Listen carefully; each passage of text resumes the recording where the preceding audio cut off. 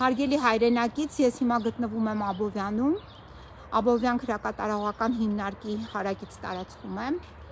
Արդեն երևի 40 րոպե ինձ թույլ չեն տալիս, որպեսզի ես կարողանամ իրավաբանական օգնություն տրամադրել Լիլիթ Աղեկյանին։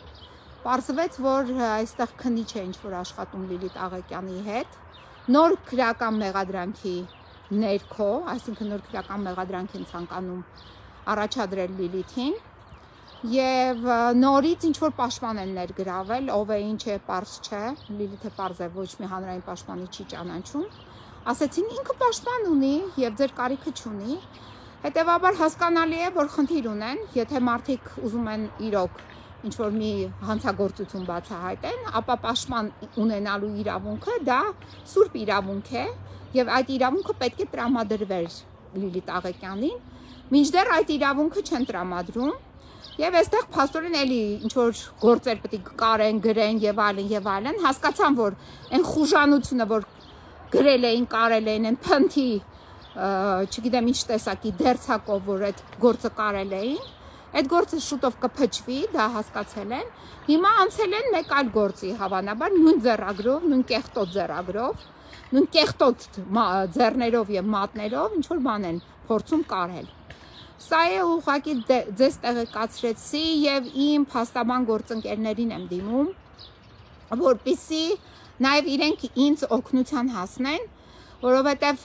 սա արդեն համակարգային խնդիր է, հենց այնպես խնդիր չէ։ Հետեւաբար, եթե ինձ այսօր չեն թողում, որ ես իրավաբանական օգնություն ցուցաբերեմ իմ պաշտպանյալին, հետեւաբար սա արդեն կարող է կրել նաեւ զանգվածային բնույթ, ում ցանկանան բերեն, ինչ ուզենան կարեն, ինչպես ուզենան խոշտանգեն եւ մնան գոնե առնվազն ինչ որ մի շրջանում անպատիժ, որը այս պահին տեղի է ունենում։ Դուք տեսաք 2 օր շարունակ Լիլիթին կտանքների էին արժանացրել, կտանքներին չեն արժանացում, ենթարկում են, ենթարկել եւ հələ դեռ որևիցե մեկը պատասխանատվության չի կանչվել, իսկ քննչական կոմիտեի ինչ որ նախագահ Արտուր Պողոսյանն էլ ուղղակի կեղծիք էր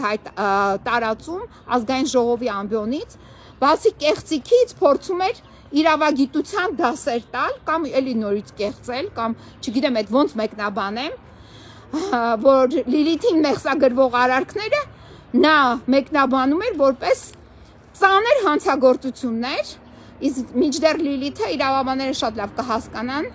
մեղադրվում է 297 հոդվածի առաջին մասով, այդ կեղծ մեղադրանքը, եւ 489 հոդվածի երկրորդ մասով, որտեղ շատ մեղմ